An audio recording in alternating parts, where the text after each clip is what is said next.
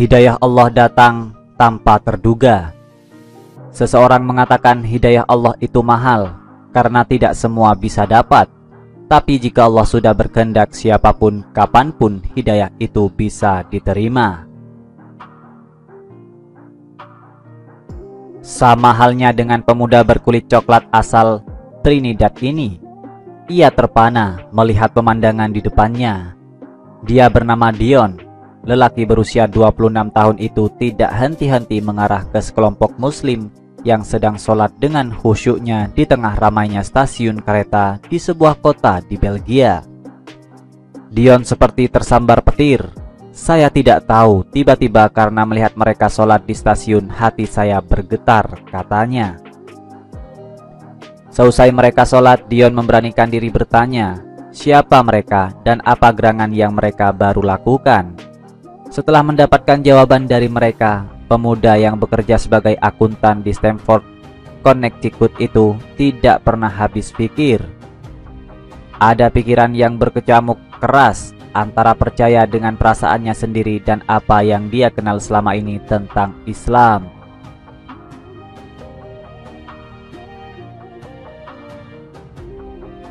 Tiga minggu sesudah kejadian itu, Dion bertemu saya di Islamic Forum for Non-Muslim New York yang saya asuh. Rambutnya panjang, gaya berpakaiannya membuat saya hampir tidak percaya jika hatinya begitu lembut menerima hidayah ilahi. Biasanya ketika menerima pendatang baru di kelas ini, saya mulai menjelaskan dasar-dasar Islam sesuai kebutuhan dan pengetahuan masing-masing peserta. Tapi hari itu, tanpa aku sia-siakan kesempatan, saya jelaskan makna sholat dalam kehidupan manusia, khususnya dalam konteks manusia modern yang telah mengalami kekosongan spiritualitas.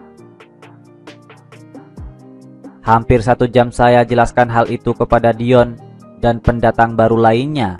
Hampir tidak ada pertanyaan serius, kecuali beberapa yang mempertanyakan tentang jumlah sholat yang menurut mereka terlalu banyak. Apa 5 kali sehari tidak terlalu berat? Tanya seseorang. Sama sekali tidak. Bagi seorang muslim, sholat 5 waktu, bahkan lebih dari itu adalah rahmat Allah, jawabku. Biasanya saya membandingkan dengan makan, minum, istirahat untuk kebutuhan fisik. Setelah kelas bubar, Dion ingin berbicara berdua. Biasanya saya tergesa-gesa karena harus mengisi pengajian di salah satu masjid lainnya. Saya rasa Islamlah yang benar-benar saya butuhkan.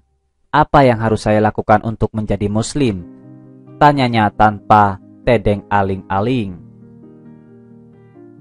Saya diam sejenak, lalu saya bilang, saya bukannya mau menunda jika kamu benar-benar yakin bahwa ini jalan yang benar untuk kamu. Tapi coba pastikan apakah keputusan ini datang dari dalam dirimu sendiri. Dengan bersemangat, Dion kemudian menjawab, sejak 2 minggu lalu saya mencari-cari jalan untuk mengikuti agama ini. Beruntung saya kesini hari ini. Kasih tahu saya harus ngapain, katanya lagi. Alhamdulillah, siang itu juga Dion resmi menjadi muslim setelah mengucapkan syahadat menjelang sholat asar. Diiringi gema Allahu Akbar, dia menerima ucapan selamat dari ratusan jemaah yang sholat asar di Islamic Center of New York. Saat itu Dion pernah mengikuti ceramah saya di Yale University dengan tema Islam, Freedom and Democracy in Contemporary Indonesia. Pada kesempatan itu saya perkenalkan dia kepada masyarakat muslim yang ada di Connecticut, khususnya Stamford. Sayang, belum ada tempat di daerahnya di mana dia bisa mendalami Islam lebih jauh. Hingga kini dia masih bolak-balik Stamford, New York, yang memakan waktu sekitar 1 jam untuk belajar Islam. Semoga Dion dikuatkan dan selalu dijaga dalam lindungannya.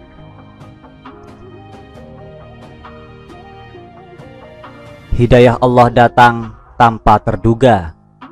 Seseorang mengatakan hidayah Allah itu mahal karena tidak semua bisa dapat. Tapi jika Allah sudah berkehendak, siapapun, kapanpun hidayah itu bisa diterima. Sama halnya dengan pemuda berkulit coklat asal Trinidad ini. Ia terpana melihat pemandangan di depannya. Dia bernama Dion. Lelaki berusia 26 tahun itu tidak henti-henti mengarah ke sekelompok muslim yang sedang sholat dengan khusyuknya di tengah ramainya stasiun kereta di sebuah kota di Belgia. Dion seperti tersambar petir. Saya tidak tahu, tiba-tiba karena melihat mereka sholat di stasiun, hati saya bergetar, katanya. Seusai mereka sholat, Dion memberanikan diri bertanya, siapa mereka dan apa gerangan yang mereka baru lakukan. Setelah mendapatkan jawaban dari mereka, pemuda yang bekerja sebagai akuntan di Stamford, Connecticut itu tidak pernah habis pikir.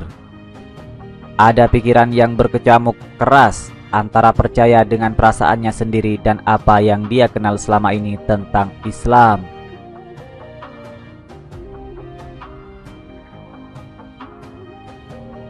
Tiga minggu sesudah kejadian itu, Dion bertemu saya di Islamic Forum for Non-Muslim New York yang saya asuh. Rambutnya panjang, gaya berpakaiannya membuat saya hampir tidak percaya jika hatinya begitu lembut menerima hidayah ilahi. Biasanya ketika menerima pendatang baru di kelas ini, saya mulai menjelaskan dasar-dasar Islam sesuai kebutuhan dan pengetahuan masing-masing peserta.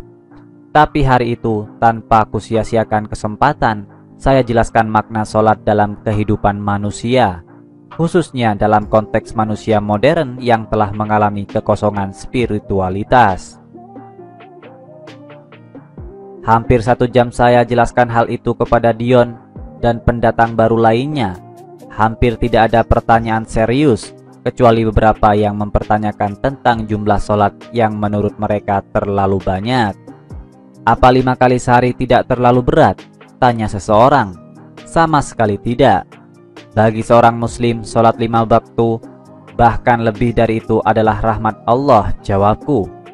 Biasanya saya membandingkan dengan makan, minum, istirahat untuk kebutuhan fisik.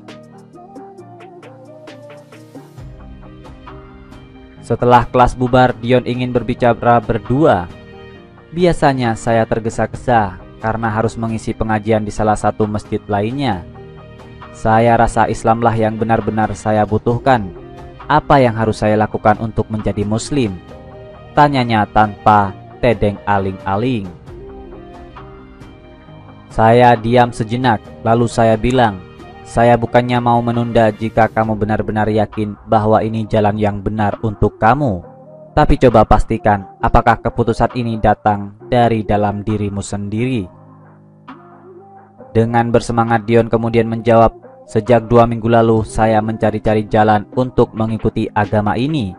Beruntung saya kesini hari ini. Kasih tahu saya harus ngapain, katanya lagi. Alhamdulillah, siang itu juga Dion resmi menjadi muslim setelah mengucapkan syahadat menjelang sholat asar. Diiringi gema Allahu Akbar, dia menerima ucapan selamat dari ratusan jemaah yang sholat asar di Islamic Center of New York.